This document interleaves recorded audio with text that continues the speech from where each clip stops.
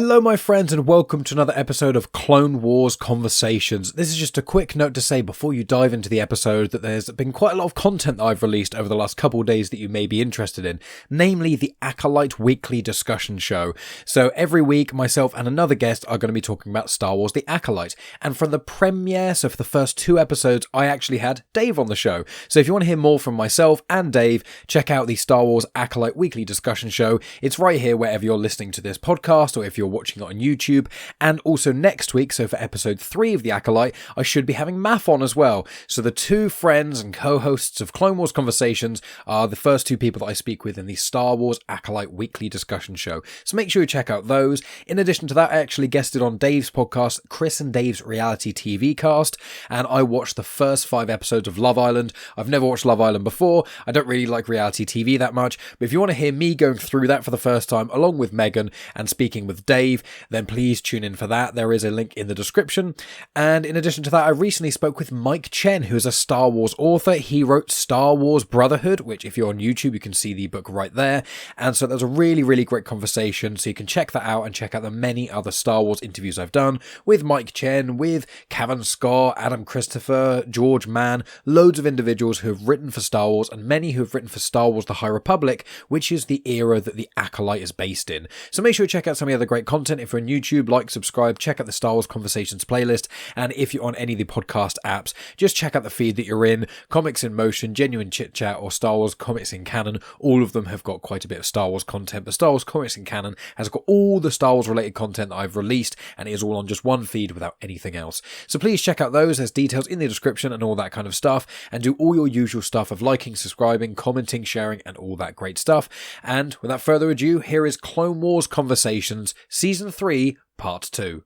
So my friends, we are here for another episode of Clone Wars Conversations. That is where myself, Dave and Maff go through all episodes of the Clone Wars. That's the series from 2008 to 2020. Now we have tackled all the episodes up to Season 3 Part 1 as we're calling it. This episode is Season 3 Part 2. That is episodes 12 to 22 of Season 3, which has the tagline Secrets Revealed. So we're going to go through each of these episodes primarily in the arcs because this season is a lot more arc orientated, and so you guys can watch along with us, and also make sure you check out the other Star Wars content we've done, including Star Wars Rebels Reviewed. Now, I have watched the Clone Wars in full 2 or 3 times. Dave has watched them through at least once, and then Maff has never seen it before. So we will not be talking about what's happening in future episodes. So there's going to be certain things that we touch upon in this season half that myself and Dave are going to have to try really hard to not talk about certain things that very heavily connect to these episodes, but we'll try our best to answer any questions Maff has without spoiling it. So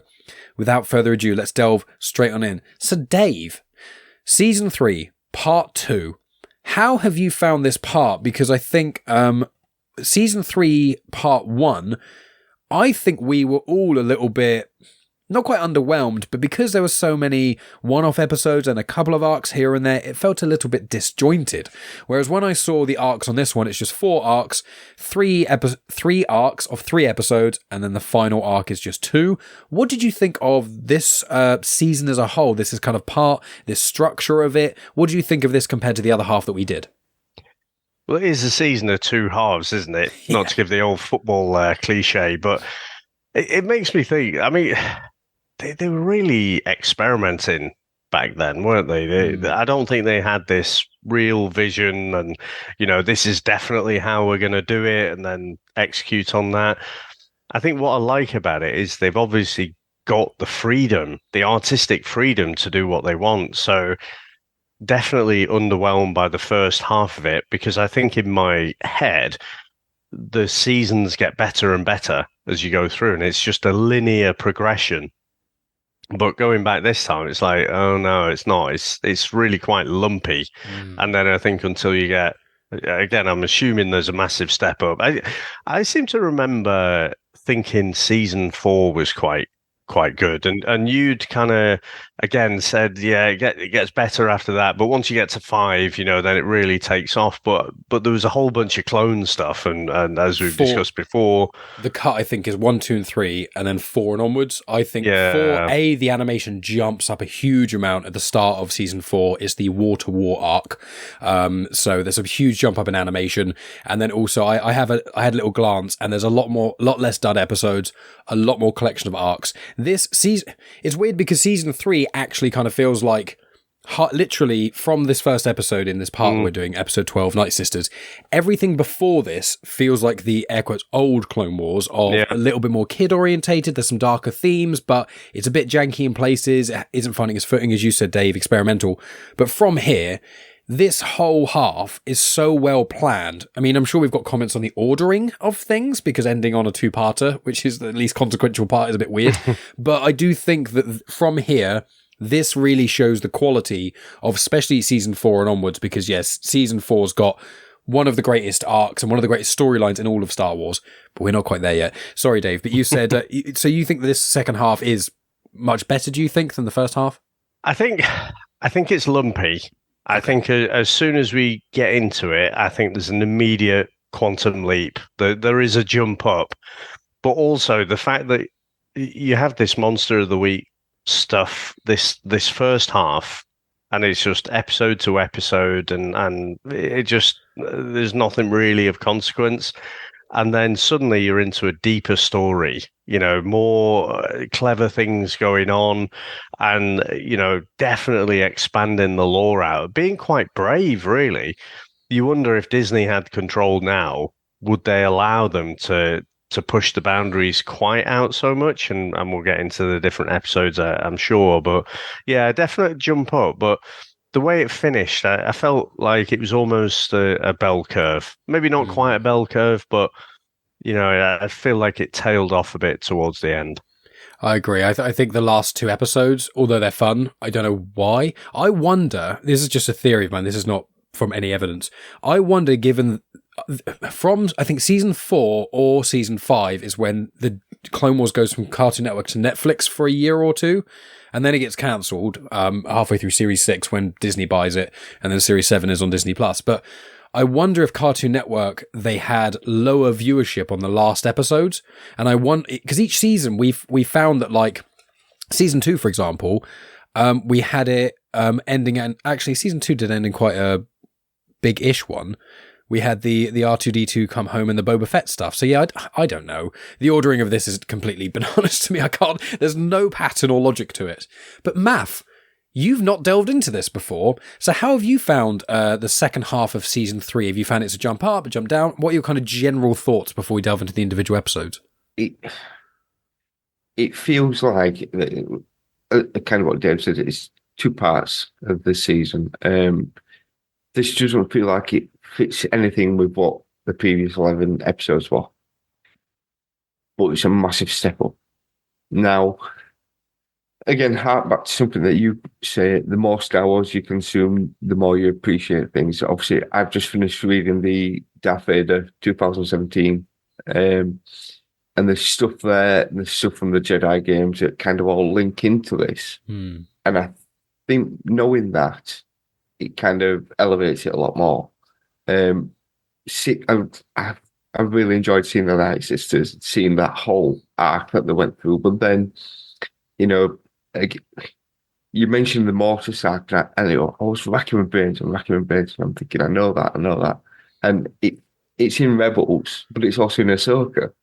So again, in a way, I've spoiled little bits, but it's starting to make a big picture and starting to understand kind of, a bit more of Star Wars. And it's this, I think, if you're saying season 4 gets even better, I think these 11 episodes that we're looking at now have been some of the best ones. These are, I would say, I think Dave and I are famously have very different opinions on the Mortis arc, which is perfectly fine. But I think that regardless of the actual content of what's being said, the quality of what's being made, especially in the first 3 arcs, the Nightsister arc, the Mortis arc, and the Citadel arc, they're amazing. And a lot of these are some people's favourite arcs, but this is really where I would probably say these 3 arcs are of the same quality of the future arcs, but they're, apart from maybe the Mortis one, they're all at the lower end. Because a lot of the themes in these parts get revisited later on. Yeah, because it's very much, I mean, they're very good on their own, but they're very much a setup. Yes. And you don't feel like you've wasted your time. Sometimes when you get that episode where it's kind of a big setup episode and you think, right, I understand why they've done that so that the next episode's going to be even better. It's a good setup, but you still feel quite fulfilled, and then you want to know what's going to happen. So when we come back to the, Savage Opress, yeah. When we get back to him, because that 3rd episode ended on a cliffhanger with when we see Maul, and you're like, and then it's like, but we're not going to show you any more of that. It's like, no, I want more. It's great that they can still do that. I knew more was out there. Unfortunately, Disney does this fantastic thing of, as you're going through the seasons, it shows you a little bit more than what you should really see. Even the main poster. The poster for the Clone Wars on Disney Plus is for the final season of the Clone Wars.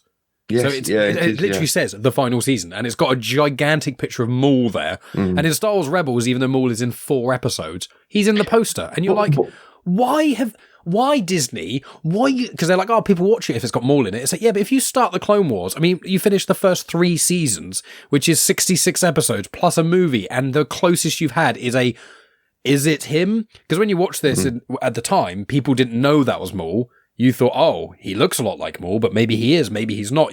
We don't know. His name is said in the episode, but it's not overtly pointed out. It is him. It's just heavily hinted. When we were watching Rebels, as they were going through, I don't know whether it was something, maybe Disney just happened to change it as I were watching it, but the poster was just kind of Rebels, and it was just the main guys. And then as we got further down, you saw that the hair changed, the lightsaber changed. I don't think that. Yeah, I think they do change his eyes as well. Kanan's eyes. So, because at that point when I saw his eyes had gone white, I thought that's a bit weird. It's annoying. It's in the poster. Disney's posters they're so frustrating in that regard on Disney Plus because they overtly spoil stuff quite a lot. But let's delve straight into this Nightsister arc. So. We'll talk about these in arcs because it's a lot easier and just for time. You can talk about individual parts of the episodes, but generally we'll talk about them in clumps. So first 3 episodes of season 3, and also what's beautiful about this season and all the seasons going forward is they're in chronological order. Yes, thank you. Finally, rather than the first 3 seasons, or first 2.5 seasons, and first half of the 3rd season just being a mess. But we got Nightsisters is episode 1, Monster is episode 2, Witches of the Mist episode 3, so 12, 13, 14. And so that first one, it centers around Ventress. Ventress is the main person who this is kind of focused on, and then as Maff said, sort of Savage Opress comes into it, and then towards the end it does heavily tease Maul. At the time, we didn't know it's Maul. It is Maul. That's not a spoiler. If you're listening to this conversation and you weren't aware that Maul survived, well, Solo's come out since, so it's clear he's not dead.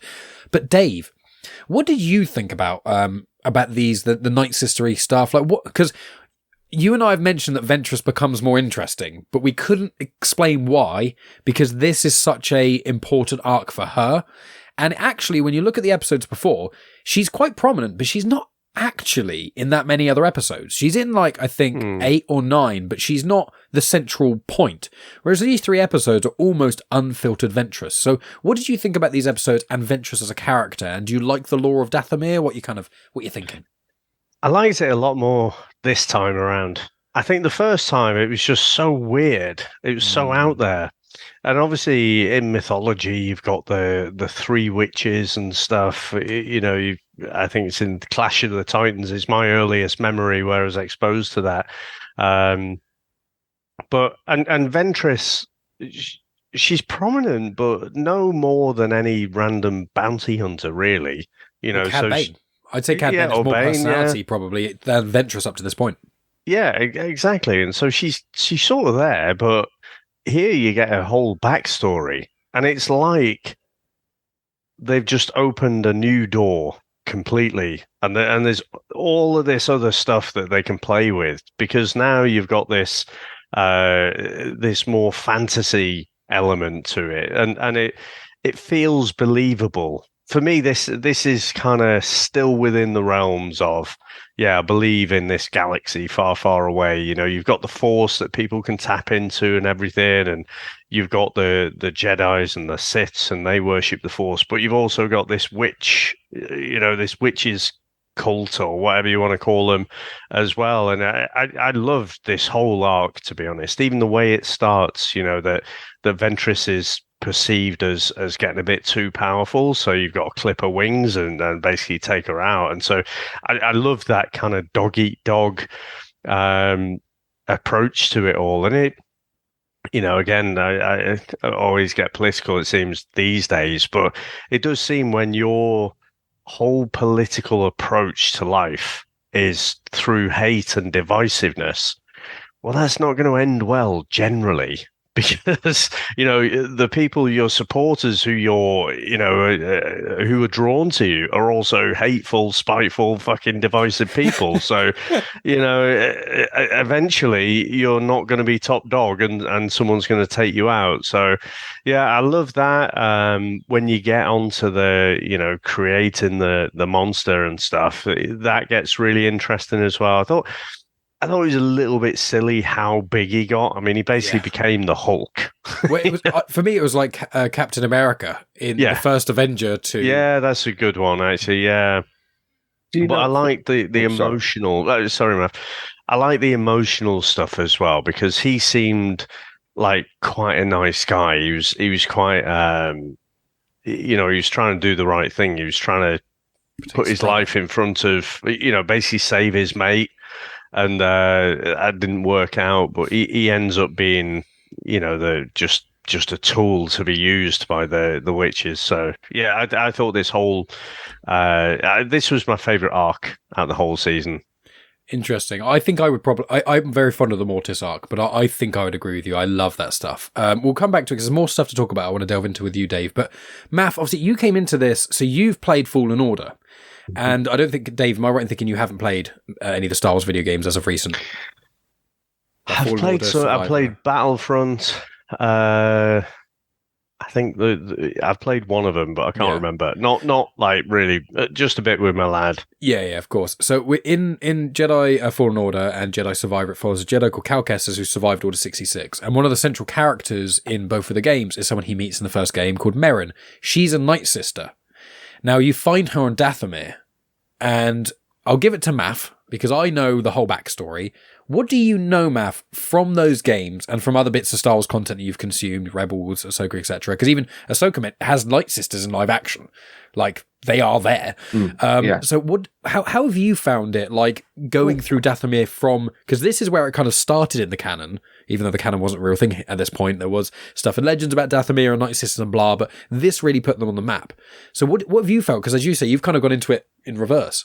Yeah, one thing I would say is, watching this, I kind of got the vibes of like a reverse Wonder Woman. Right. And that, because you like... The Nightsisters are like the Amazonians. That they're the ones who are in charge. They're the ones who are the top dogs. And like Ventress seemed like, in a way, a bit like a Wonder Woman, but like a corrupted version. I did like the fact that Dooku got told that he had to take her out. I mean, we see Dooku in his pajamas as well, which rather classy of him. He very reluctantly did that. He didn't want to. So it was nice to kind of see the fact that he knew what he was going to lose, and that he was sad they were going to. But at the same point, he couldn't really go against it. Now, with Mirren, you know that she's a Nightsister, you know that she's a witch in the games. It kind of tells you, but don't give you that background story. And she's just obviously got this power magic of being able to kind of zip around it.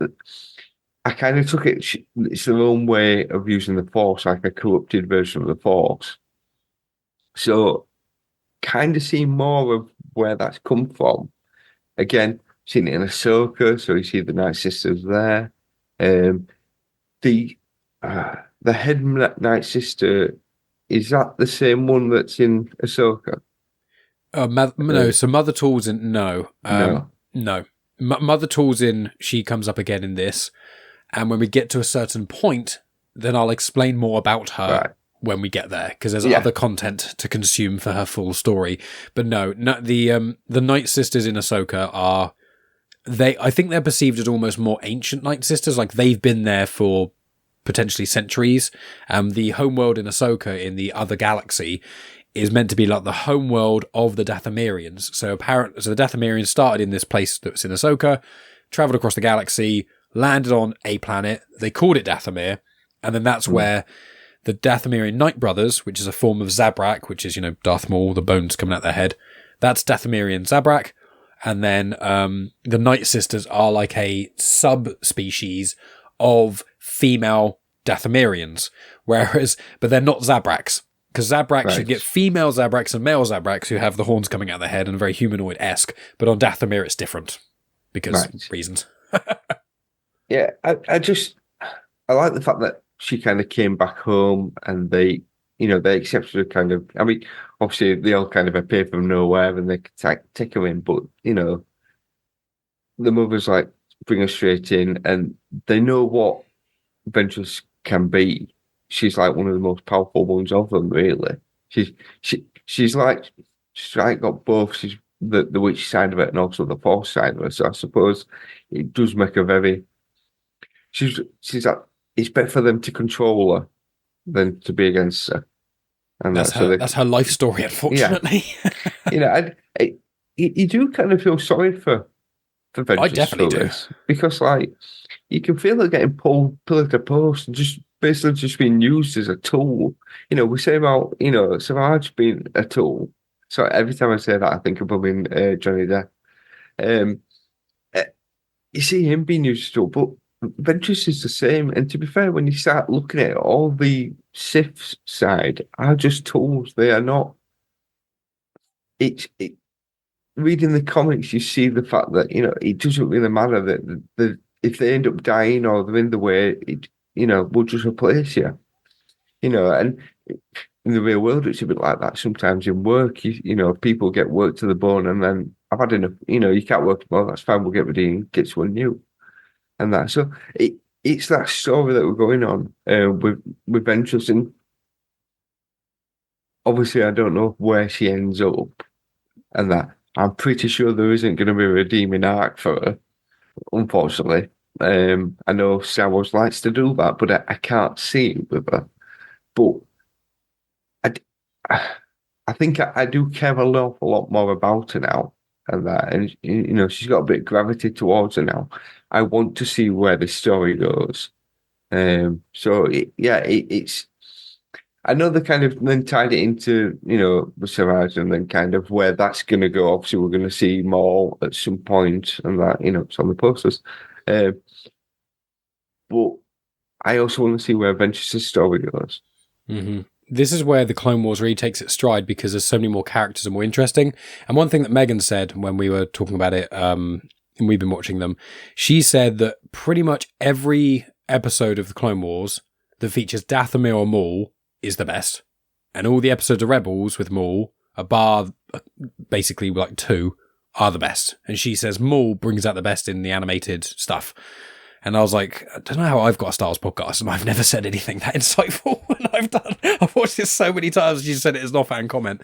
But Dave, I want to hear more about the Nightsisters and Ventress and the dark side magic and thing. Any sort of more comments from you? Because there's quite a lot to mine here. What else do you want to kind of comment on with this first arc? Why is it your favourite? What do you like so much about it? And do you think it's the strongest so far we've had of the Clone Wars up to this point?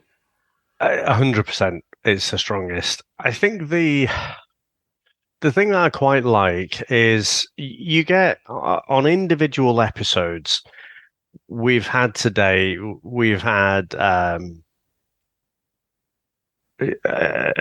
us question, like, is it right to be on this side? And maybe if you find yourself in between, the Separatists and the Republic, what a difficult position that is. But this is the first time, I think, where you've got basically the quote unquote baddies, and they're just, fighting amongst themselves.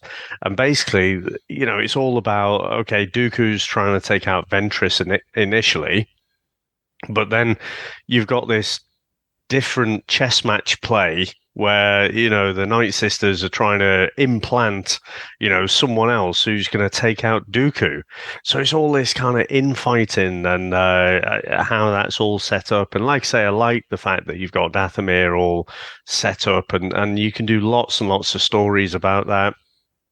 You can do it. You did mention about what Darth Maul's species is, but, whatever it is, you could play around with lots of stories there, couldn't you? Again, that whole species of people who are just there and farmed, to be bodyguards and whatever, and used as tools of war. So, yeah, I don't know.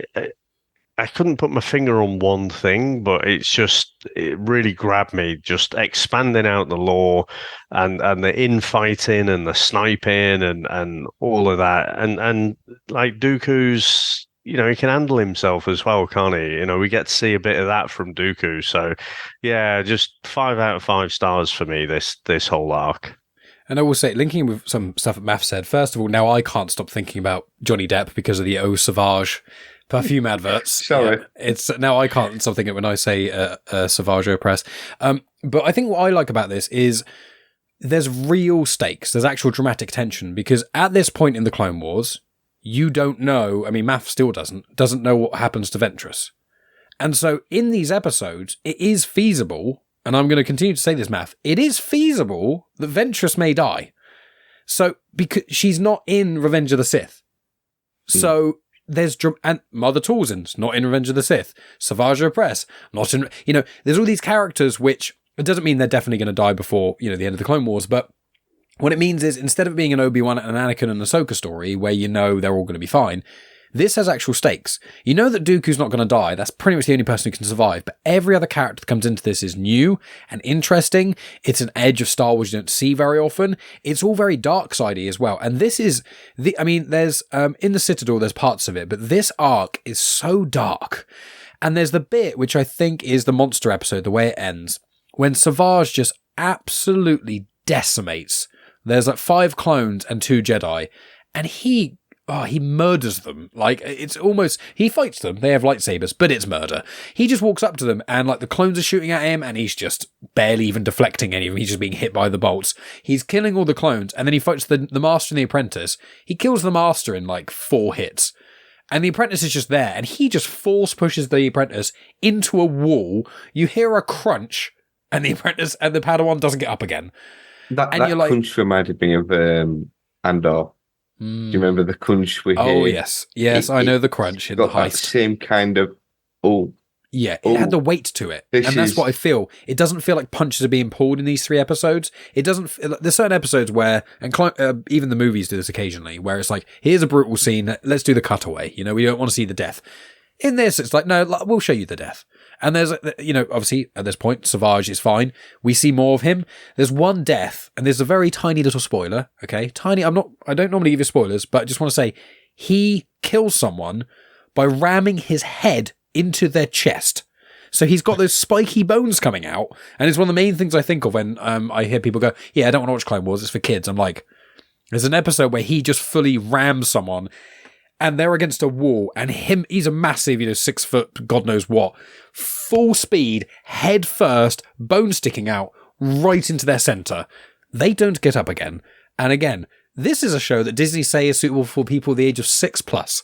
What do you have to say about this arc, Maff? Anything else to add? Yeah, it's funny, actually, something Dave said.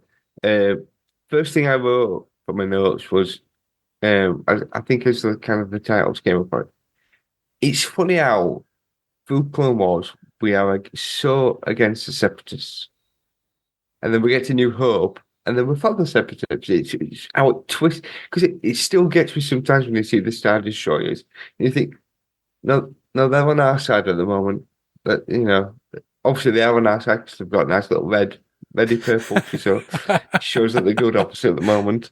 But it's funny how it twists. But again, this is it is dark, and Disney didn't have it at this point, did they? But, no, Disney get it. So season 6 is called The Lost Missions, in air quotes, because that's the season where it just stops. An arc finishes, and it's like the 13th episode, and it just stops for years. It's funny because, I mean, Dave I know better than any of us because he's been doing the X-Men lately. The new X-Men cartoon is not for kids, not really, and that. And I think this taps into that as well because it knows most of the people who are watching this have watched the movies, have absorbed Star Wars from other things, and they probably are older. Yes, it is for kids, but realistically, I know there's Invincible out there, but there's not many cartoons out there that adults are going to watch. So if we kind of do it this way and we just toy the line a little bit, we can show something and still kind of keep our rating. We're not going to. They do show them two Jedi getting, but again, that's a bit like when one of the Inquisitors. One of the things that they had to do is go kill a Jedi to prove himself. This is basically what he's doing. He's basically becoming like an Inquisitor, and it shows the raw power that is there. Now, it's quite worrying, and if he's going to get more and more stronger as it goes along. When he actually does go up against one of the more important Jedi, shall we say, like Anakin and Obi-Wan, how are they going to cope with him? If he goes up against Dooku, that could be quite an interesting fight. Because the fight, one of my favourite fights in Clone Wars I'd completely forgotten about is in this arc, which is when Ventress so you got Savage fighting Dooku, and then Ventress enters, and then they're both fighting Dooku, and then Savage goes nuts and then fights them both, and you've got 3 different people, all Darksiders, all fighting each other, and they're all using like dirty tactics, and they're all trying to kill each other properly, and it's got a lot of weight to it, and I really like that. And I want to say with this season. This season, so the second half of season 3, this came out in the start of 2011. Okay, we're currently in 2024, so that's 13 years ago. And I think that things, not just the Clone Wars, because there's plenty of anime, I think a combination of anime and things like the Clone Wars, and obviously Dave Filoni came off Avatar The Last Airbender, which is one of the only like American animes, in air quotes, that existed that was appropriate for adults and kids. I think in the late 2000s and early 2010s is when studios started realizing that you can really use animation for more mature stuff. You had X-Men 97 that already existed. You've got South Park that's going, and Family Guy and things like that. But it was almost like comedy for adults, and then anime and comic book stuff, and that was it. And this is kind of this, and a few other bits have kind of opened up a bit more. Now you've got shows like Arcane, and you've got like Invincible, and you've got shows like that. And I think that you wouldn't have a show like Invincible existing if you didn't have something, not just the Clone Wars, but I think the Clone Wars has a factor because it shows that you can have really adult things in animation. And bluntly, animation makes it so much easier to do things on a giant scale, because if everything's animated, you don't have to worry about janky CGI or hiring 200 extras or anything like that. So I was going to move on to Mortis. Is there anything else that either of you want to mention about the specific Nightsister arc before we delve in? Not really. Just thumbs up from me. I'm muting myself. That bit when Dooku does kind of electrocute Savage as well, and that it kind of has that thing of the Emperor kind of when he does it to Vader further down. So in those comics, yeah, it's kind of mirrors certain things, and again, the more Star Wars you consume, the more you kind of start connecting the dots. No, completely. Well, yeah, it's a fantastic art. Well, a couple of things before we move into this. So, one thing, Asajj's master is called Kai Narek. He is never mentioned in the Clone Wars again. He is mentioned in one other piece of Star Wars content, but we'll get there when we get there. The voice of Savage Opress is Clancy Brown, a very famous actor. He's also in Star Wars Rebels as Ryder Azadi. He also plays Ryder Azadi in Ahsoka in live action.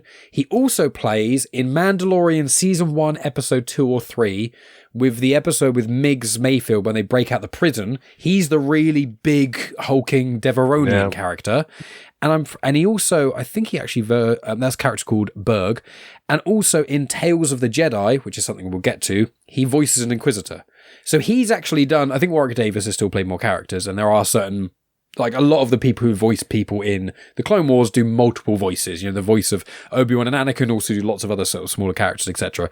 But Clancy Brown has played loads of different characters in live action and in animation in all kind of different eras, and I just thought I'd point that out. The other last thing I wanted... Such a legend, though, isn't he? I mean, to me, he'll always be the Kurgan. And I made my kids watch Highlander the other week, and after we got over the whole, they thought it was a parody. I'm like, it's not a parody, it's classic. But I let Clancy Brown do his thing for a bit, and I say, you'll never guess who that voice is. They were like, no, who is it? I'm like, it's Mr. Krabs, isn't it? He plays Mr. Krabs in SpongeBob. Yes. I never even knew that, and I'm a massive SpongeBob fan. Oh my god! They've done like a live action skit of it, haven't they? Where really? On SNL or something. I can't remember where I'll make a note of that because that is the guy. It's the guy who does SpongeBob. He's kind of dressed up a bit like Tom Kenny, and then Clancy Brown, and the kind of going backwards and forwards in the Squidward. I mean, I'm not a fan of SpongeBob. His voice kind of... I am. I love it. Yeah. First 3 seasons, boys, and the movie, love it. I didn't know that. So he's the most annoying character on the whole planet. To clarify, he's the most annoying being on the planet. But that's what's so funny about it. When you're young, you identify with SpongeBob. When you get older, you identify with Squidward. I am definitely Squidward. Megan hates SpongeBob. She can't. She's like, he's too annoying. I can't deal with it. I'm like, but that's part of the funny part. She's like, nope. His annoyance overrules how funny it could be. And I'm like, fair play. She deals with kids. She knows how annoying they are. Yes. So I wanted to say 2 other things about this arc, and then we move on to Mortis. So one of them is that there's a point where, and I noted this, and I double checked online, and other people made this connection. When Dooku is training a Savage, and he's like, lift up all these pillar things, and Savage's like, I can't. It's impossible. And Dooku says something like, it's only impossible because you're making it impossible in your mind. That dialogue, apart from 2 words, is exactly what Yoda says to Luke in Dagobah in Empire Strikes Back. So the dialogue, go back and watch it, and because I made the connection, I checked online as well. The dialogue exchange very specifically parallels Luke trying to lift up the X-Wing and going, it's too big, it's impossible. And then Yoda goes, it's not impossible, size matters not, and I'll do it. Savage did the exact same thing. So it's just interesting because Dooku obviously is Yoda's last main Padawan. So it's really interesting, like those lessons, even on the other sides of the Force, they still are, there's a through line there, which is really, really interesting. And the only other thing is that in this episode, is The Witches of the Mist, episode 14, is the first appearance of the Republic Commandos, also known as Clone Commandos. Now, they first appeared in the game, Republic Commandos on the Xbox, which is held in very high regard. They were then in a book. I think Karen Travis wrote a few books of the Clone Commandos, and then they appeared in canon. And then I think they're in the Clone Wars once or twice, and then they appear a little bit in the Bad Batch and stuff. But that's a fun other connection I thought I would point out. So now we get on to the last Jedi of the Clone Wars arcs, which by that I mean it is very divisive. And it is almost a coin toss as to whether or not you're a Star Wars fan who does like the Mortis arc, or a Star Wars fan who does not like the Mortis arc. Now, before I give my thoughts, or even Dave's, Maff, what? Oh, no. I think you two should go first. That could be No, I want to hear your thoughts. Then me and Dave will talk about our stuff, and then we'll come back to you. But without me or Dave making any comments on this, what did you think? Because this is... There's only one other arc in the whole of the Clone Wars that's anything even remotely like this. This is the really, really weird, different, very much leaning into the Chosen One stuff. This is very much a George Lucas written arc. You can feel it in the way it is. It's deep in fantasy. There's basically no sci-fi in it. And it's just all about these Force beings, these gods, this whole prophecy thing. What did you think about it, Maff? It could have turned out so much different if I was just saying, if Anakin had stayed he would have fulfilled prophecy. He would have been the one. That's the way I take it. They go through these 3 episodes of "Are you the one? Are you the one?" And going through it, you see the father is struggling in the years, and he's basically bringing in a replacement for himself. That the way I kind of take it. I really enjoyed it. I liked seeing this other side, and there is the light and the dark, but they're all the same. They're all kind of part of each other, and you just got to find that balance. You got to find that person in between who can control them both, so that they don't step out of line, so that they don't bring, obviously, it keeps balance to everything. I like the way they picture that, the daughter, that she's very much kind of a like a nature spirit kind of, like a Mother Gaia kind of thing. Yeah, and that. Whereas the brother is a bit more kind of Dracula kind of thing, that, and I suppose in a way like he's sucking the energy out of things, and he wants to make things corrupted. Obviously, as soon as he spoke, I just, I recognized the voice straight, and I thought, oh, I can't believe he's actually playing this as well. But it fits so well. It fits so well for someone to kind of do this, and that, with the other characters that he's playing as well. But I just really enjoyed it. And the only thing is, when you look back and you think, did you make a mistake leaving? I can see why Anakin, where Anakin was, he was never going to stay, and that. But I wonder if he ever looks back in future episodes, or whether he would have done and thought, I should have stayed. I could have actually changed things and made things better. I will say, I want to go to Dave before I give my actual thoughts on this. But I will say, I want to clarify before I say this. In situations where you've asked if things happen in the future, sometimes I won't say anything. Sometimes I will. Sometimes I won't say anything because I don't want to spoil stuff. Sometimes I won't. Don't take me saying what I'm about to say as confirmation when I don't say this. It gives you an answer. But just to clarify, what? It'll make sense. The Mortis arc is never mentioned in Clone Wars again. Right. It's very, I think, very lightly hinted at when Morai pops up, which is the foul. Why wasn't she in this? Because Morai is the reincarnation of the sister.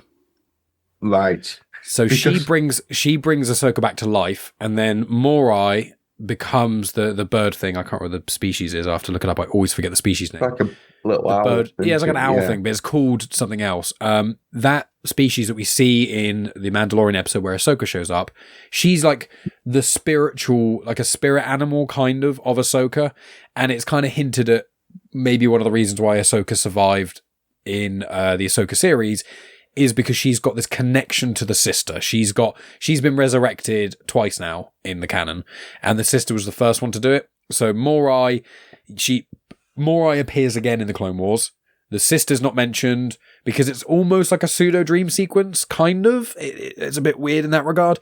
But Dave, before I start waffling about anything else, sorry, Maff, the thing I was saying was, because I told you Mortis doesn't appear again in the future, that if I don't say that in the future, it doesn't mean other things are going to appear. I just want to make it clear because this is quite an isolated episode.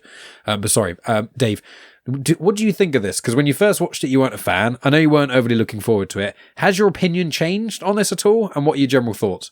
I think, again, I enjoyed it a little bit more than the first time round. The first time round, just like, what is this? This is not Star Wars for me.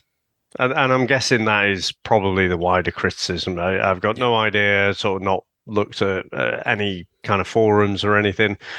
Do people use forums anymore? Or do they just spew out on Twitter or X? I don't know. But for me, it's almost, I put it in a box with the Midichlorians.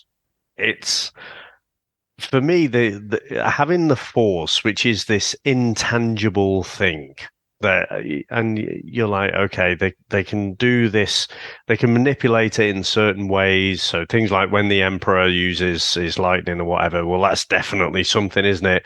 But how much of it is just suggestion and mind over matter kind of thing? And there's a lot of that, and it's all very vague and nebulous. And here you've got, oh, well, the sister, she's the good side of the Force, the son's the dark side of the Force, and it's like they try and create these physical embodiments of the Force, and it's just, I just don't like it at all. However, I knew I was coming into it, so it's like, okay, I'll put that to one side. And you end up focusing more on Anakin's dilemma about which way does he go. And as Maff said there, like, would he look back with regret? And again, this is one of the things that sort of fleshes out Anakin's character a bit. So I kind of like that about it. I just don't like the physical embodiment of the Force. Out of interest, do you like the Bendu from Rebels?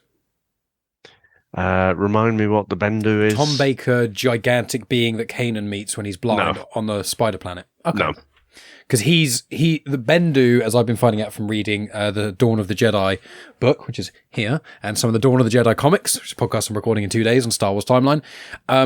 The Bendu, so the ancient, in Legends, there was the Jedi, and there's some ancient Force users on Tython. Tython's from the Mandalorian. And the Bendu there's a people called the Dire Bendu, and Bendu meant balance. So the Bendu is meant to be this neutral body, much like the father, and then the sister and the brother are both physical embodiments of the Force in a lot of ways. Now, I like this arc. I actually liked it the least this rewatch, funnily enough. I really enjoyed it. I like a lot of the strange, weird Force stuff. I think some of the dialogue from the father's a bit crap, and I think it comes across like some of it feels a bit first drafty. Like someone's written it and George Lucas has written it and they've gone, well, George Lucas has written it, we can't edit it. I was going to say, like, George Lucas dialogue. Yeah, George Lucas he wrote this and we can't edit it. Like, we can't. Filoni wouldn't necessarily tell him no.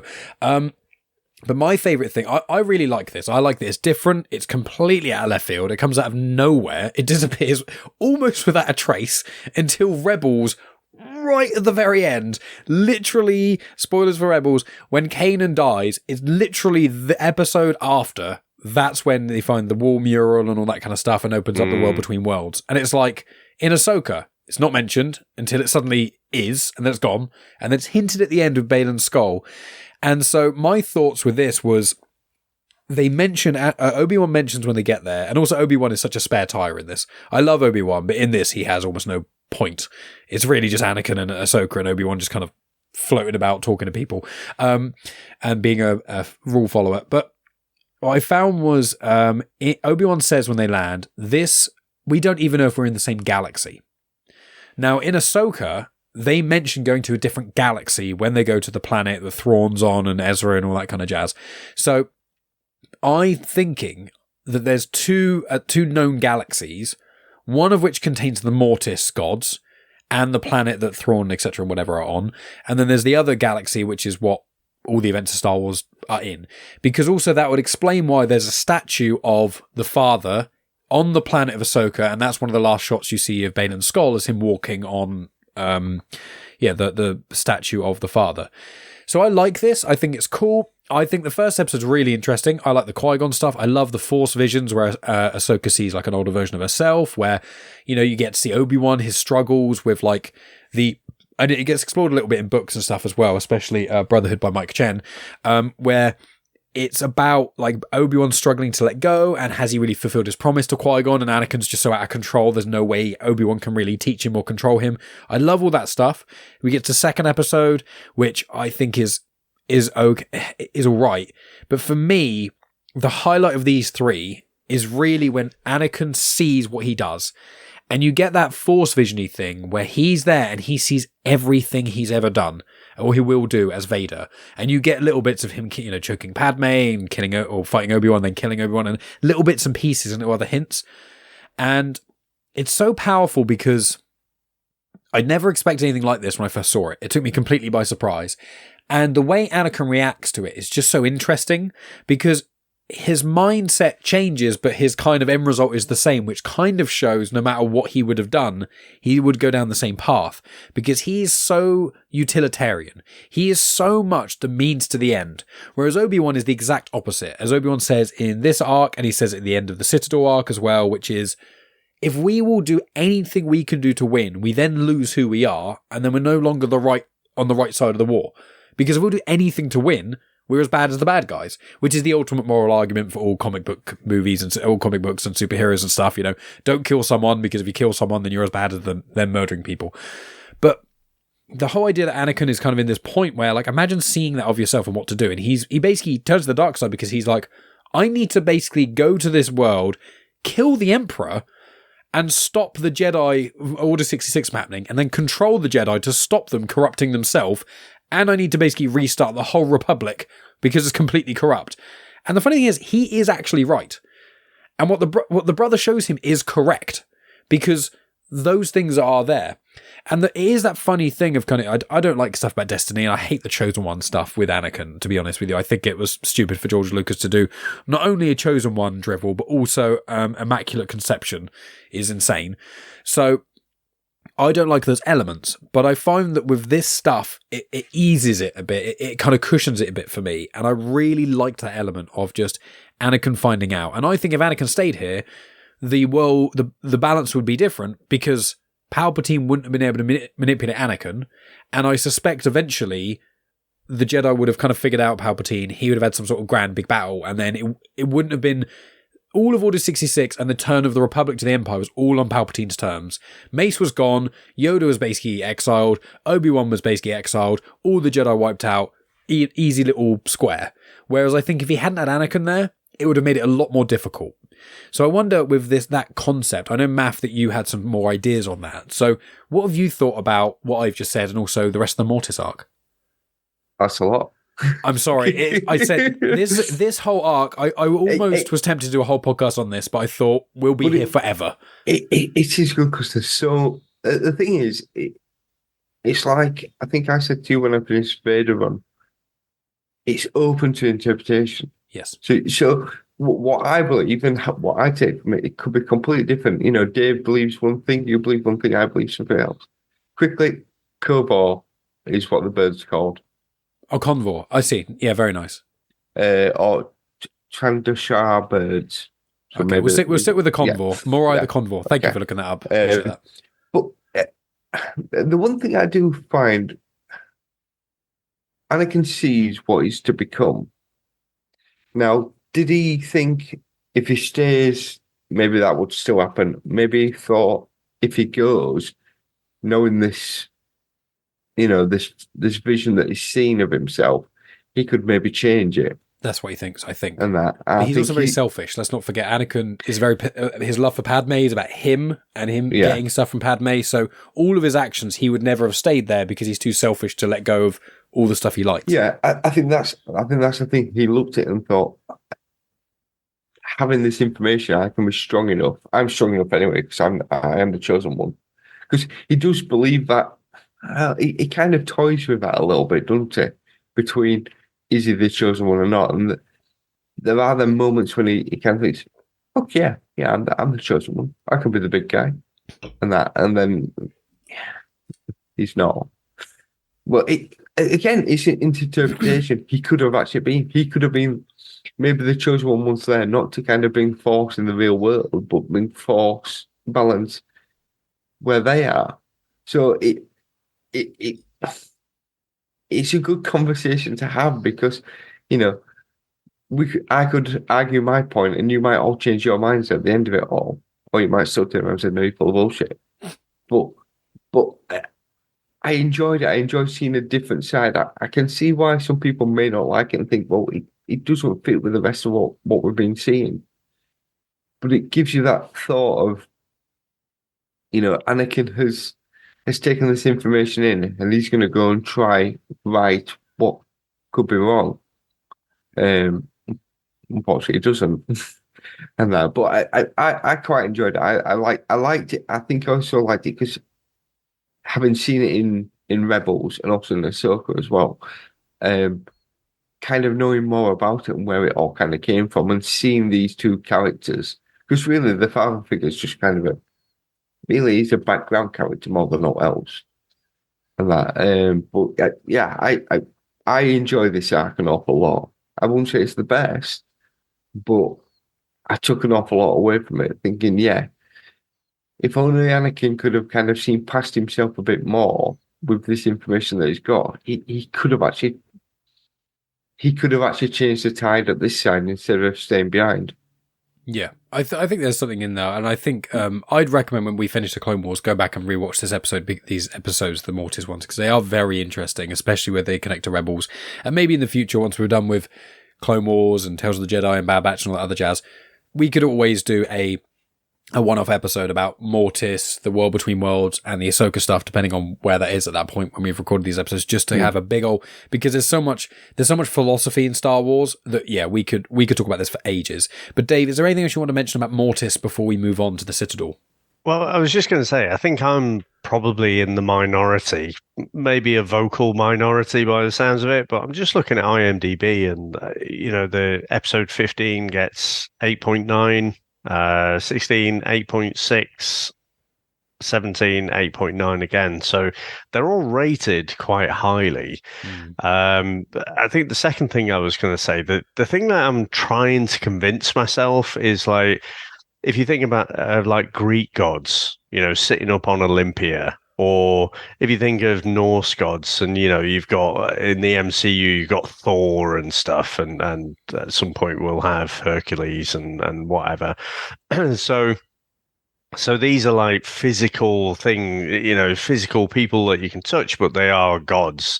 And so you were saying about the galaxy that we know, the kind of typical Star Wars galaxy, and maybe this is kind of your Mount Olympia Mount Olympus, isn't it? Maybe it's that kind of thing. So I'm trying to rationalize it in my brain, but I just can't buy it. The thing is with George Lucas is, apart from Jar Jar, every time he's touched Star Wars, he double downs. So someone says, don't go back and edit the special editions. So what does he do? He edits them again when they get put onto Disney+. He puts in the McClunky bit when Greedo gets shot. He changes the hand shot first bit. He adds in the special edition bits. He changes the songs. He makes Anakin a chosen one. He tweaks dialogue that he said in the original trilogy. Oh, like Leia remembers her mum. And then the last decade of publishing has had to be Padme going to random places and then Leia going there decades later and having a very minor Force vision to loosely make it so she could even vaguely comprehend of something about her mum when it was all in secrecy. So I think this is kind of George Lucas going, I'm not backing down from the Chosen One prophecy. In fact, I'm doubling down on it. So, sorry, Matt. I think as well, they kind of give us the father, the son, and the daughter. They have to give us, if it had just been like wisps of, like galaxy kind of a nebula, it wouldn't work. You've got to kind of give them some kind of form. And obviously the easiest thing is to do, like a family, So there's got to be a physical form for you to see. Now, the brother does change his form several times. I know the sister does as well, but the brother's very much kind of conflicting between several different forms of trying to be more powerful, trying to kind of... And I think also that there is an element of the brother, he thinks what he's doing is right. He's very much kind of... there is this argument that, is quite often with further down the line in this season. The Peacekeepers, Jedi are the Peacekeepers. Well, that's fine, but that can only take you so far. Mm-hmm. And that sometimes you have to go a little bit further to get out of it. And then it's a fine line of how far can you go before, it's are we the baddies? Well, yeah, you are. Because at some point you've got to please yourself. And I think the son is just unfortunate. He's trying to do what's right, but he don't care how he gets there. Whereas the daughter is a bit more kind of, well, you can't do that. We can't do that. And that's where you see the Jedi, where the Jedi fail at times because they don't know that they can go past this line because then they don't know if they can come back. Mm-hmm. But then it's never enough. They're always going to fall short because they can't take that final step. Yeah. I mean, we could delve into that a lot because there's a whole argument about that Meg and I have discussed about how much impact Mace Windu had on Anakin as in him turning to the dark side. And a lot of it is the exceptions. Well, Megan doesn't like Mace, obviously, but it's the exceptions. Is Mace Windu doesn't do anything that's against the Jedi Code until he mind incepts Cad Bane. Oh, and then he decides to kill the Supreme Chancellor of the entire galaxy in cold blood, just on a hunch. You know, it's all these, which is true. Anakin just said, I think he's the Dark Lord. And he's like, well, I've never trusted you ever, but now I'm going to go and literally, I ignite my lightsaber first to try and arrest the most senior person. That is basically like the head of the army going in and arresting the Queen. Or now the king. This could conflict itself though here, because technically Anakin's seen this. But the father wipes his memory. Oh yes, he does. Yeah. Otherwise, it would break. It looks like I remember that. Yeah, but they still remember the experience. But there's a part that's been wiped, and that is a bit floaty, unfortunately. But Men in Blacked him. Basically, yeah. It's a shame. If you'd have sent him back knowing all this, he could have actually... I suspect they're making a what-if series, and I imagine, not this specifically, but there's going to be a what if Anakin never turns to the dark side, because that's the number one sought-after what-if scenario. Obi-Wan does. That would be interesting. But we need to move on to the Citadel. Now, the Citadel is a very interesting arc, because you've got Even-Piel, who is a cool little fella. He is a Lannick that Megan really, really enjoyed, and she, as she often does, because I really like this guy, and then forgets he gets killed. But he's in this, which is really cool. He actually first appeared in Phantom Menace in the award ceremony on Naboo. You can actually see a physical version of Even-Piel, just like you can see Depa Billaba, which is Kanan Jarrus' master. So Phantom Menace right at the end of the Naboo ceremony. There's loads of Jedi there that are randomly oddly substantial in the Clone Wars and things to come. But also there's another character that pops up in this, which I suspect was unexpected. Tarkin. But he's not Grand Moff Tarkin. He's only a captain at this point. So I know you two are both big fans of Tarkin. I know especially Matthew had a lot to say about this. But let's go over to Dave. So Dave, the Citadel arc. So the Nightsister arc you loved. The Mortis arc you liked more, but still wasn't your favourite. Where's the Citadel for you? How do you kind of feel this arc went? I like Tarkin showing up. It was very weird. I watched this bonkers. I watched this, right? And then I watched this bonkers movie that Prime said, you probably would like this. It's called The Seven Golden Vampires. And it actually had him in it. It was like this weird Peter Cushing. It had this weird kind of horror / kung fu mashup movie. It was really weird to watch the two back to back. But apart from going, hey, it's Tarkin, and the fact that he's further down in the ranks, but you can still see he's got that sharp mind. I feel for me the season from now on just falls off a cliff. And I don't know if it was me. Sometimes when you're watching something, you're just not in the right headspace. I've been quite ill over the last few weeks. So maybe it was that, but it just didn't really grab me like the previous two arcs. And even, like you say, even though the Mortis arc, it doesn't feel like it's Star Wars, I can also almost like compartmentalize it and just put it off to the side and just say, okay, I don't buy this as the mainline Star Wars, but just go along with it for the story. I felt like it was a higher quality, and here it just starts to drop off again. That's interesting, because this one is held in fairly high regard. I would say that I think the problem is when you get to these parts of the Clone Wars, when you just had like a really different mystical take, and before that you had an arc which was with basically completely new, or characters that actually could die and things could happen to, you then get into a situation where you've got Tarkin, Anakin, Obi-Wan and Ahsoka and R2-D2 all in one place. And you're like, well, there's no dramatic tension whatsoever, even slightly. And that's unfortunately, I think, something that the next season or two of Clone Wars does suffer with a little bit, which is you get certain situations that just aren't dangerous anymore. And I think they do learn that. I think they do eventually fix that by making the arcs more interesting and more character focused. But steadily, you get less episodes with Obi-Wan, Anakin, and Ahsoka, and they slowly start to part a little bit. There's a few more episodes where they're kind of individual, but obviously, as shown by the last two episodes of this. But with the Citadel, did you like Even-Piel? Did you like any of the design? Or did you just find, because of that lack of dramatic tension, it just kind of felt like 3 waster episodes? I'm still after you, Dave. Sorry, I'm trying to multitask and failing. Ask me again. Did you find that the reason for not enjoying this as much was because of the lack of dramatic tension? Was it because the last two episodes the last two arcs are so different? I know you said it might be because you were ill, but Yeah, it could be that actually. Just the dramatic tension. I just didn't really feel like there were any stakes at all.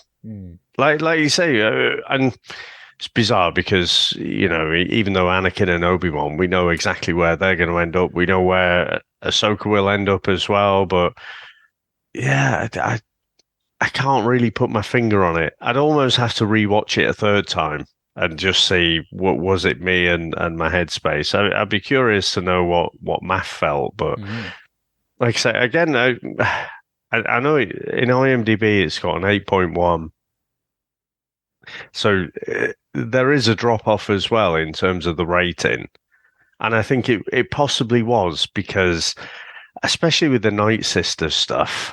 I just felt that was so gripping, and it was like a movie, wasn't it? You just needed Stinky to show up. Just stick it. Clone Wars 2. There you go. And this, yeah, just back again to the episodic. Well, actually, it was a bit of an arc as well, but again, there was nothing to really get your arms around as a concept. That was just how I felt.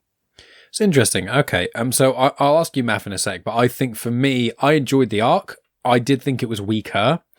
For me, this 3-episode arc I felt like could have probably been done in 2 episodes, but I feel like there are 3 big elements of this that I really enjoyed, but I think that the problem is with the rest of it, it feels very much the early episodes of the Clone Wars. It makes me think of those episodes of the Clone Wars where you've got Domino Squad training in the Camino, and they're failing to do that thing, and then they all stick together and they climb the wall, and yay, they become clone cadet. They succeed in clone cadets and whatever.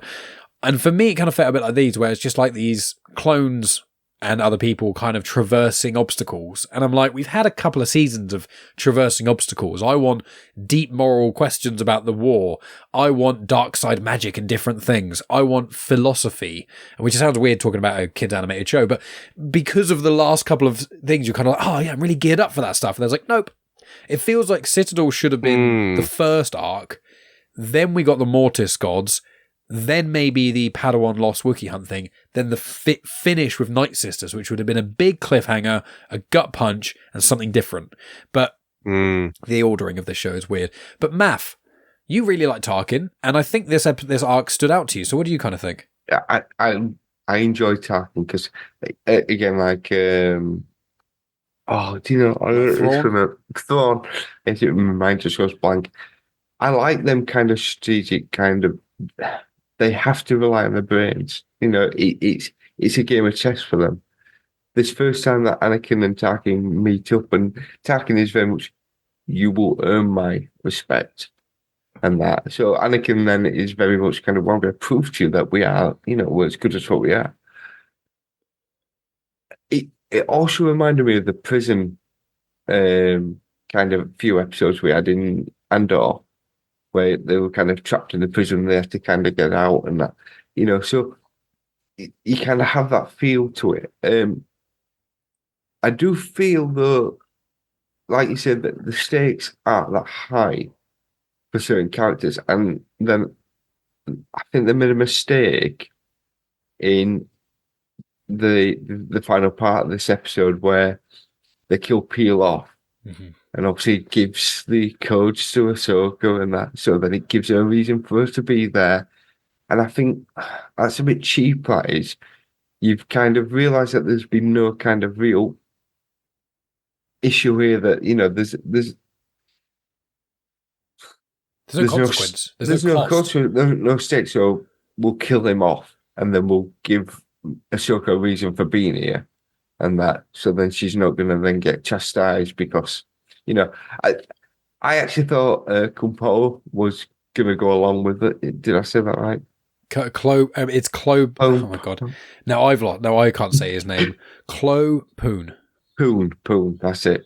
Like the goalkeeper. No, it's Plo Koon. I just said it wrong myself. PLO space KOON. Plo Koon. God, sorry, friends. Savage. Right.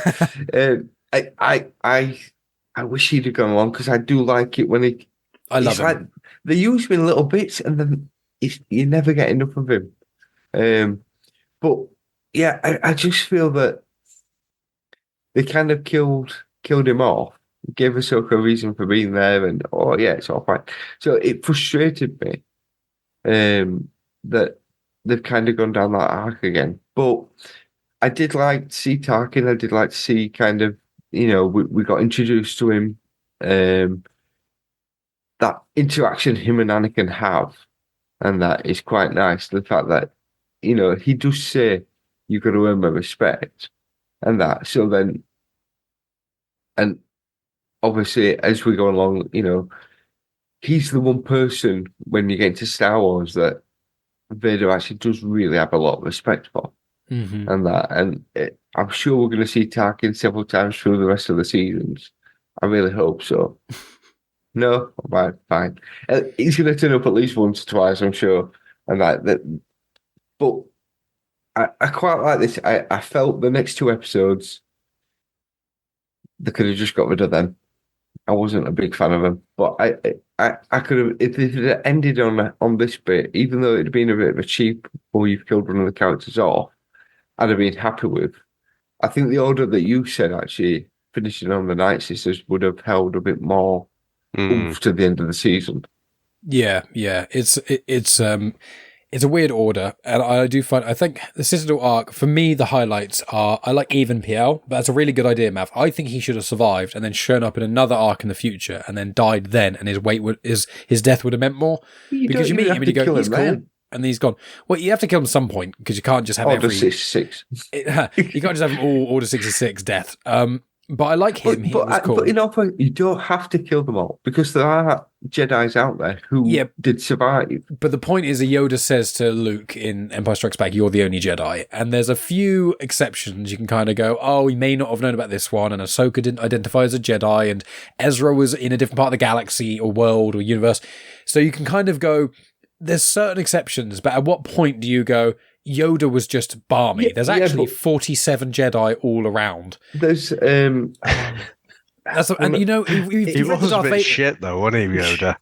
I know we love him. Yeah, but he does mess up quite a lot, especially. And in the comics, they do delve into him struggling on Dagobah quite a lot. But sometimes he's really sad, sometimes he's not. It's quite inconsistent. But the thing is I don't disagree with you, Maff. But the problem is that between between Revenge of the Sith and sort of Rebels, there's not meant to be any Jedi. There's Cal Kestis hiding around. There's going to be a couple of others. Quinlan Vos was somewhere because they confirmed that in Kenobi. But there's probably only meant to be about... There were 10,000. The idea is about 95%, I think, were killed in Order 66.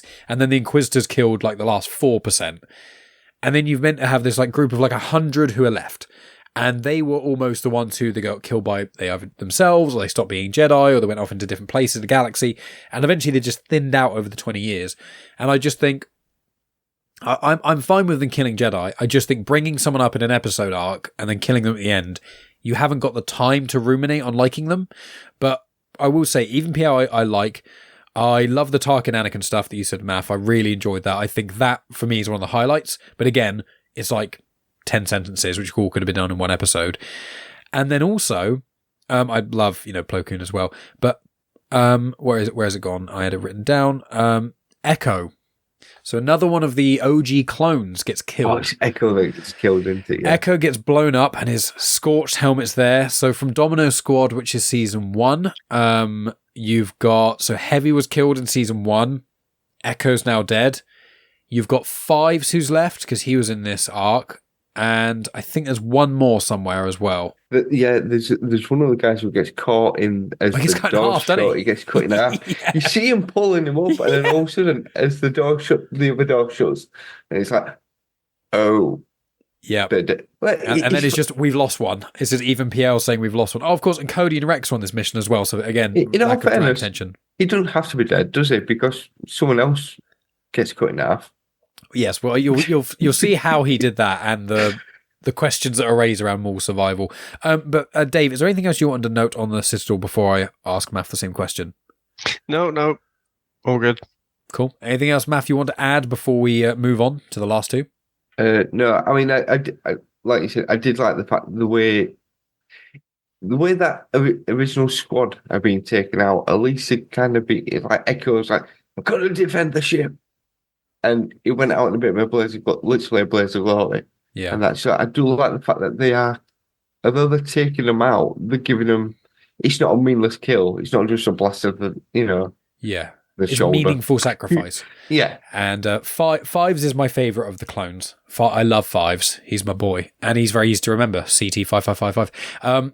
But let's move on to the Padawan Lost Wookiee Hunt episodes. But I will just quickly note as well that I forgot to mention in the prior thing, which was the Citadel, last time they held a Jedi was around 500 years prior. And then prior to that was during the sort of Jedi-Sith Wars, which was 1,000 years before the Phantom Menace and stuff. So that was a fun bit of lore. And one thing I forgot to mention in the Mortis arc was that the mother, says the father, the son and the daughter, there is a mother. The mother is only mentioned in Legends and is amidst the last Legends piece of content that came out. And I think that is the fate of the Jedi series, which is set, I think, centuries after anything that we see here, and or at least decades. And it's someone called Abeloth, and she is this unbelievably powerful, ridiculous, crazy Force user being that's like the most powerful thing ever, and Luke Skywalker has to fight her in these crazy books. I've not read it, but Abeloth is the name of the mother, in case anyone was wondering what the Mortis Gods, aka the Force wielders, were called. So, last things as we start to wrap up. So, Padawan Lost and Wookiee Hunt. So there's a war on Felucia. Some Trandoshans kidnap Ahsoka, and then she finds a couple of younglings who are basically her sort of age now, so they've probably been there for years. And then the second part, you can't have a Wookiee episode without Chewbacca, which I'm fine with. I thought this was a nice way to have a face come into it. It didn't feel cheap, and it worked in the story, even if the two episodes were a bit weak. So let's go to you again, Dave. What did you think of these two episodes? Yeah, so like I said before, I feel like it's almost like a bell curve this season where it got... If you think about the Nightsisters and the Mortis arcs, it really kind of expands the lore. And it's great storytelling as well, and the stakes are high because these characters that you're introduced to, you don't know where they end up. So everything is fresh and really engaging.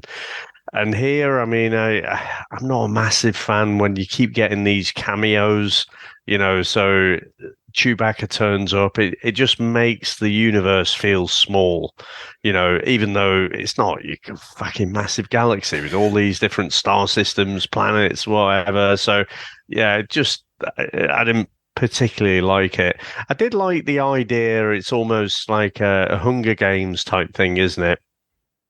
The Trandoshans, in terms of the spectrum of bounty hunters, we've seen bounty hunters be honorable, like almost samurais or ronins, I guess you might call them. Trandoshans are just bastards. They're just nasty. So I think, and threatening as well. So I guess I did like that aspect to it. But then, yeah, I think they finished off with possibly the weakest episode of the lot with the Wookiees, but yeah, I'd be inclined to agree. I will say what's quite interesting is the Trandoshans have a pelt of a Wampa, which is the beast that attacks Luke on Hoth in Empire Strikes Back. There's also some Wookiee pelts and some the heads of the Wookiees, which is quite harrowing. And Trandoshans and Wookiees hate each other because both of their homeworlds are based in the Kashyyyk system, because Kashyyyk is the Wookiee homeworld.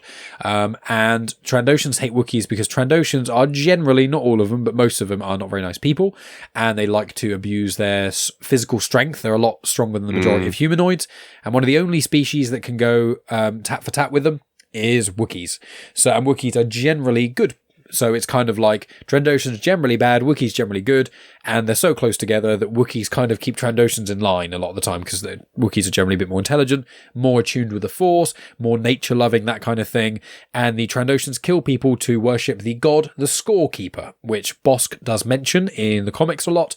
And maybe he'll show up. Maybe he'll show up in the Clone Wars. But Maff, what did you think of these two episodes? Why did it have to be Chewie? I mean, it's probably there because everyone, when you say, a Wookiee, people will think of Chewbacca. But did it? I mean, is it Kristan? He's one of the Oh, so Black Chrysanthemum you're Black thinking Chrysanthemum, of from Book of Boba Fett, Yeah. or Tarful from the Revenge of the Sith film. There's a few more Wookiees than just one. You know, And they live for ages as well. They're like they live to like 300. You know, you could have had someone else in there introduce a different one. It didn't have to be Chewbacca, which you know, it's nice to hear his name, but realistically, you know, it could have been anyone because all you get, it's not like you've got. How dare you racist? I'm joking. I'm joking. No, what I mean is cancelled. Yeah. I don't mean that. Yeah. What I mean You nerf herder. is, oh dear. You could have introduced a different character there. It didn't just have to be, oh, we think a Wookiee, we say Chewbacca, and that it could have been someone else. So, but but Ahsoka got taken far too easily, and then when it actually started, I thought, oh, is this going to be like an episode of The Running Man? You know, I enjoy that film. This could be quite a lot of fun, but it never really gets going. And you know that Ahsoka's not going to die. You meet three new young ones, you think, well, one of you's definitely going to die at some point, you know, because you're right. Good old Khalifa. Yeah. And that, it's just, it felt like they needed a couple more episodes. So they just kind of, well, we'll just do two generic ones that kind of fit together. And it didn't feel like it moved the story along, really. And I was just a bit kind of, previous seasons, we've got to the end of it and I've gone, oh, yes, I'm ready for the next season. Let's quickly talk about it so I can start watching the next lot. And I was a bit let down with these two. I think, like you've said, if, you know, I mean, if you can suggest for season 4 a certain order that I should watch it in, and that might make it better than, you know. We're not going to be doing half of it, I'll tell you that much. We'll probably split it in two, but it won't be exactly how we have split it before. Right. But I will say with this, it's funny, with the Chewie thing, I get the Chewie. I like seeing Chewie. Obviously, I think everyone does. But one thing that Megan mentioned, when we watched this, she kind of raised the idea of maybe this was not the plan to clarify, but maybe now Ahsoka might meet Chewie in the current Mandoverse era, because she might not, because Chewie's with Han and the whole Kylo Ren Ben stuff is all away from the Mandoverse at the moment. But wouldn't it be fun if Ahsoka got to see Chewie? That'd be nice. But that one moment that might happen. Obviously, then you'd have to get Han Solo back, and you know, Harrison Ford's too old, so you probably wouldn't. But that would be really cool if you did. But yeah, it's one of those. I think maybe, obviously, the reason they got Chewie is because he's a cameo. But maybe you could argue that because Chewie had to fix the transponder, you had to just get. You can't be like, every Wookiee knows how to do really in-depth mechanics, whereas Chewie is renowned for being actually one of the best engineers. Which is fine, because you could then maybe say, right, Chewie had a life before this debt with Han. Yeah. So they're showing kind of that bit. So maybe we will see Chewbacca. They can easily do him in Ahsoka and that, because unfortunately, I think the guy who played him passed away, hasn't he? Oh, he passed away years ago. He passed away during The Last Jedi. That was Peter Mayhew. I went to a con and watched a panel of him. It's now Junus something or other. He did part of Chewie in Episode 8, and then did him all in Solo, Episode 9, and is now doing some other Wookiee stuff in Acolyte. Right. Because they could probably tighten there and just show there's a bit more to his, his story. Maybe we'll end up getting. I mean, I'm sure there's a comic all about him as well. Not really. Chewie is really. Chewie's got one mini series, which is not great. It's in the Heroes of Hope collection. I tackled in episode 8 or something of comics in canon.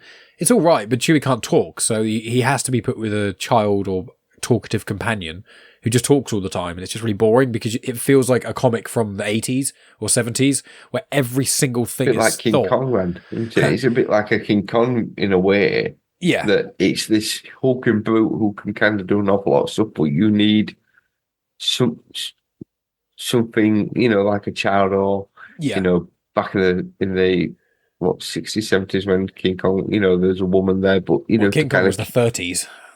Black and white. Oh yes, yeah.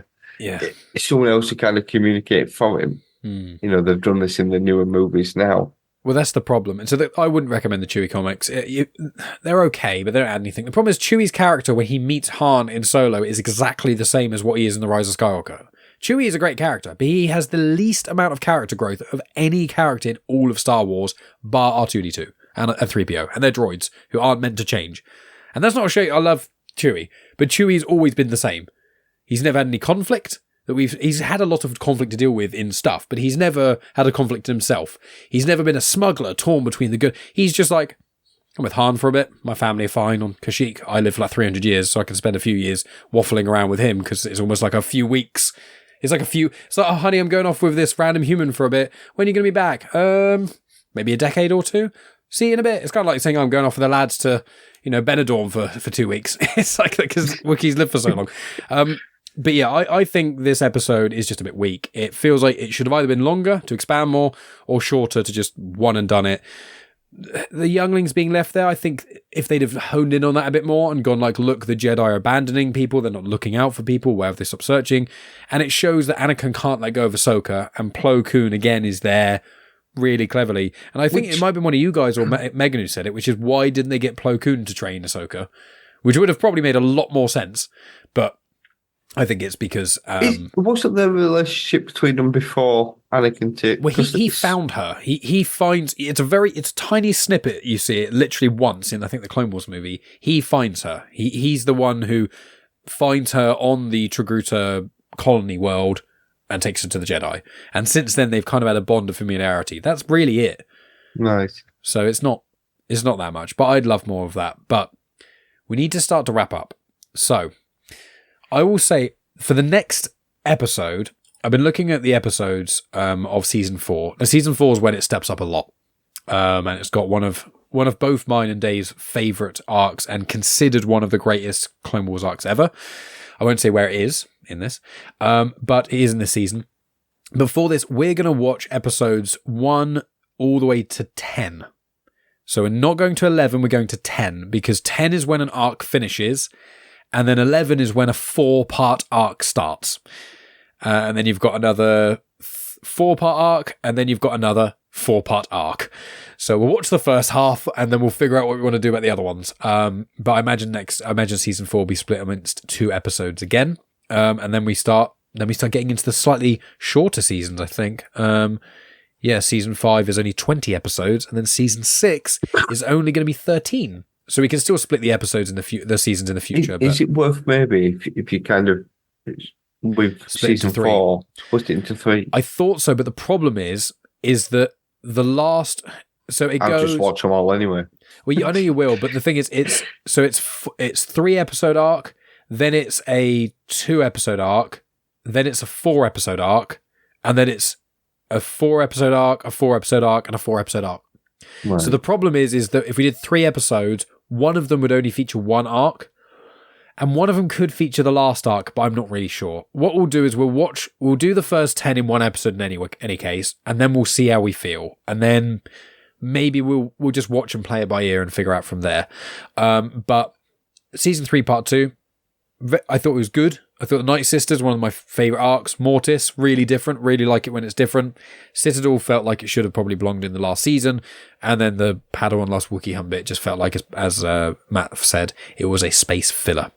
So, final thoughts and plugs, my friends. So I'll go first this time, because I recorded a conversation with Mike Chen, who is the writer of Brotherhood. He has 2 stories in the Certain Point of View books, and my conversation with him will have already be out by the time of this dropping. On May the 4th, either I'll have dropped our episode of Clone Wars Conversations Season 3 Part 1, or I'll have dropped the conversation with Mike Chen. Don't know. Probably be Clone Wars Conversations and Mike Chen after that.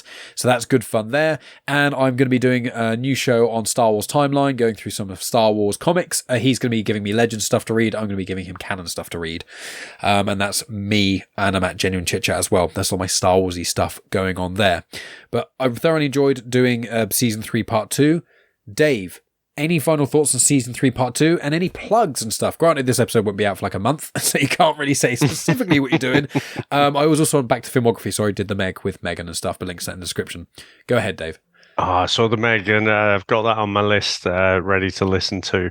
So, where do I start? So, recording tomorrow the mandatory music and CD. We are doing Queen's A Kind of Magic. Ooh. So, from 1986. So, lots and lots of Highlander references. So, listening to that album over and over, I was like, that was the thing that made me watch Highlander. So that'll be a lot of fun recording that with Max and Tony. I've also been standing in for Spider-Dan for the last couple of weeks on X-Men 97. So by the time this comes out, actually, probably the whole season will have played. But Max and Spider-Dan do a fantastic job there.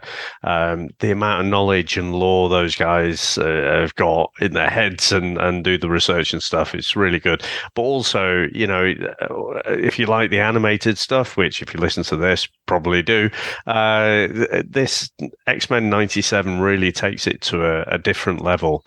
It takes that nostalgia, what you know from the early 90s Fox series, but then it's almost like they've made this for us, for all the kids who were watching it at that time, who've grown up, because it's definitely more mature for sure. On the VHS Strikes Back, I can talk about, I will spoil it a little bit, even if you haven't heard, but next week is 1989's Robot Jocks. So if you want to see where Pacific Rim came from, probably you should watch that one. So it's a little bit of a gem. I think you from your face, you've not seen it. Never heard of it. Yeah, it's weird how it's one of those that's just been lost to time. But I think I've seen that one. Yeah, that was Maff's pick, that one. And I won't mention, because I don't like to spoil the week after. All I will say is it's shoulder injury inducing. Oh, God. Oh, dear. Oh, amazing. Maff, what have you got going on? I also want to say I love the episode of Spider-Dan with the big-ass spider and eight-legged freaks. I know it was a little while ago now. Yeah. It took me ages to catch up with Spider-Dan. And shout out to Spider-Dan, who's just on his 200th episode special with I'm Jack's Musings, who obviously lovely members of the Comics in Motion family. And that's a fantastic episode. Even if you've never heard of Spider-Dan, never listened to it, it's the perfect episode to jump onto. Sorry, Maff, didn't mean to cut all across you there. Is this going to be end of May? This will be, probably end of May, if not even start of June. I do have something coming out in June with Tony. We're going to record in June. I know Tony normally kind of records something and kind of gets it out fairly quick. We're going to be covering a comic on there. Very interesting. Keep it teasing. So keep us wanting. But yeah, I'm excited. I'm really excited for that because, I've spoken to Tony once, but I always kind of get a bit giddy. And I don't know why, but I really get giddy when I do talk to Tony and that. And it's just, I don't know, there's something about it that just... His enthusiasm, it's infectious. It's infectious, and you're just like, oh. And it's just... It makes you want to love things more. Trying to find something that we could talk about. And it's like, I suggested something, and says, we're doing that then. So I'm really excited for that. I can't wait till... Obviously, this will be in the past now, but I can't wait till next week to hear what Dave and Chris thinks of Robot Jocks. And that it's yes, and that it's weird. It's one of those. I was like in the 80s, early 90s. I worked with my uncles an awful lot with my cousin, and my uncle used to just kind of pick out things. It's like, just watch this, kids. Commando, Terminator, things like that. So like. 12-year-olds watching that, it was fantastic. It was great, and it was just pure action. You got to see a boob every now and again. Perfect. But yeah, other than that, it's just kind of doing this and then something with Tony further down the line. Yeah, and at some point we'll do an episode of Star Wars, like a special thing where we'll talk about the Darth Vader 2017 comics, and we can also compare them to the 2015 comics. I've read them for a while, but I loosely remember them. But we'll do that as a special. At some point this year, I imagine we'll be able to do that. Obviously, as we said, we've got We'll be doing season 4, episodes 1 to 10. And then also, friends, keep an ear out because in June, The Acolyte starts up. And so I will be doing weekly discussion shows with that. Probably going to aim for it to only be 1 or 2 people at a time, just because then I get enough time to talk about things in depth. But I'm very excited to talk about The Acolyte. And friends, find me on social media at Genuine Chit-Chat. Find Dave at Seattle Dojos. Find Maff at, is it Maff UK? Or was it UK Maff? I can never remember. I don't really use X, to be honest. I mean, I am on there. You'll put it in the link. I will. Where I actually use it. Maff UK kind of 78. Stepping away from social media a little bit. Yeah, I wish I could do that, but unfortunately, every time I think about doing that, I then get like I was like, I'm going to step away from social media. Then I had an interaction with Mike Chen on Threads, and that meant him coming on my podcast. I'm like, fine, I'll keep talking to Star Wars authors. Fine, I'll do it. But friends, thank you so much for coming on this journey with the 3 of us. Maff, Dave, thank you once again for giving me so much of your time. Thank you so much for watching and embarking on this big animated sort of Goliath of a series to watch. It's been so much fun and great fun listening to you guys talk about your opinions and stuff. I appreciate it. We'll speak to you all very soon. And as always, may the Force be with you. He's muted. Dave was muted and he didn't hear himself. Oh, piss. And be with you. Awesome. Oh, piss. I did say it. You can see your mouth moving. Yeah, people on video are going to be... I'm not even going to cut that out. I'm going to keep that right in. Oh, brilliant.